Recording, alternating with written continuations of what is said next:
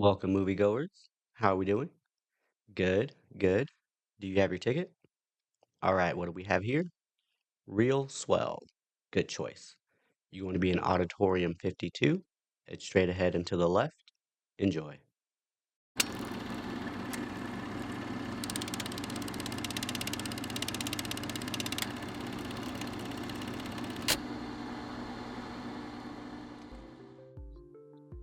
The Electric State, released on Netflix recently. It's a movie based on a book that I have not read nor heard of. But the movie has a star-studded cast, most notably Millie Bobby Brown, Chris Pratt, Stanley Tucci, Giancarlo Esposito, Jason Alexander has a random cameo in the movie. As far as the book goes, again, I've not read it, so I don't have any context for what the story is and how the book reads. So my thoughts will mainly be on what was presented on screen. Now, before I get into my thoughts on the movie, I do have a question for Chris Pratt, actually, if you're listening. Is this the reason you're not in the next Jurassic World movie? I'm asking for a friend. You can get back to me at any time. This movie is very distracting. iRobot, Transformers, Edge of Tomorrow, Avengers Endgame. I could keep going, but I won't. And maybe you kind of get the feel for where I'm going with that. But there's a lot in this movie that just reminds me of a dozen other movies in tone, in theme, in plot, and in overall characters and message. Now, all of those movies don't share those same aspects, but they're in this movie, in this 2 hour runtime. There comes a point in the movie where if you stopped watching it, you'd be able to tell anyone who asked what happened throughout the rest of the movie and how the movie ends.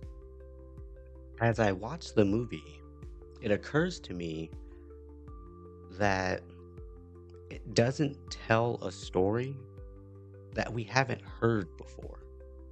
I talked about creativity in storytelling when we talked about Mickey 17. Mickey 17 is a very creatively told story about something we've heard over and over and over again. That's how this movie feels. We've heard this story scores of times, but how it's told is very creative. I feel like the landscape of this movie could have been better served if it had a different message. And I don't know what that message might have been, but a new message. Something else. Tell me something else about society or the state of whatever the case may be. But the story on screen, again, is just one that we've heard so many times. And every time we get a movie like this, it just feels like they're wagging their finger at us saying, do better. But I don't want to say it's insulting, but it does just feel like a slap in the face every time we get one of these movies.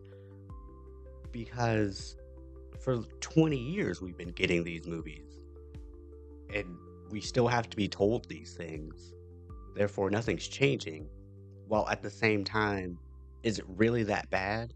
But at the same time, we know that we need to change, yet we don't change.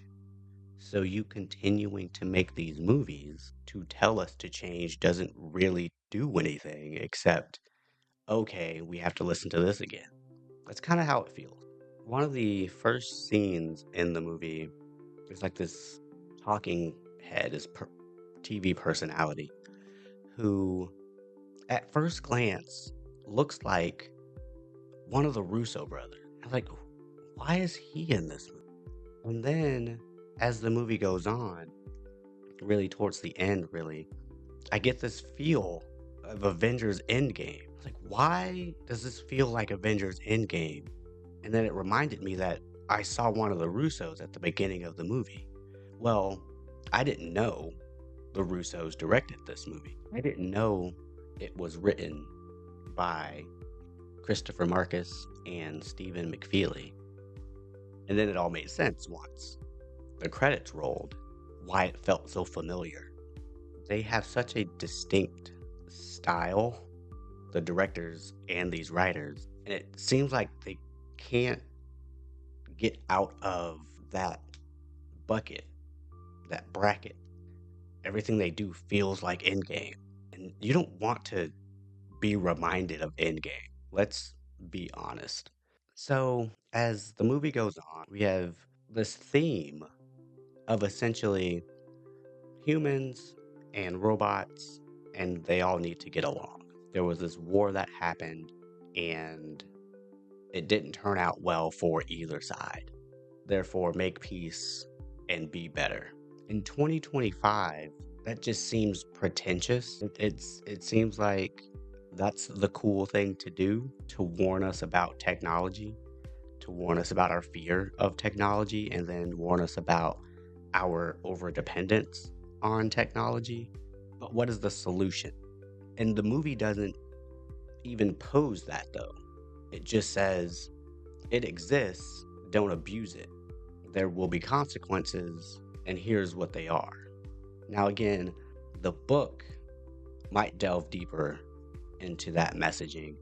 The book may be, of course, more fleshed out than they were able to do with the movie, but it was just all spectacle.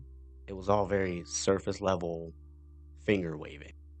And to be clear, by no means am I asking for movies to provide me my moral compass. That's not necessarily what I'm saying. What I'm saying is, it doesn't matter how creative your story is and how creatively you've told the story. It has to go a step further and be impactful in that creativity. The message has to mean more from you than it has from the last 20 years of this same message. And I don't think that this movie goes that step further to be impactful in its message and in its creativity in conveying that message.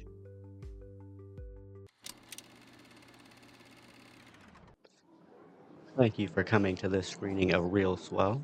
I hope you enjoyed. As you head out, I've got three things to ask of you. Number one, pick up your trash. These ushers don't get paid enough. Number two, make sure you are following so you don't miss the next screening. And number three, hit that heart for me. I'll see you all next time. Make sure you've got your ticket.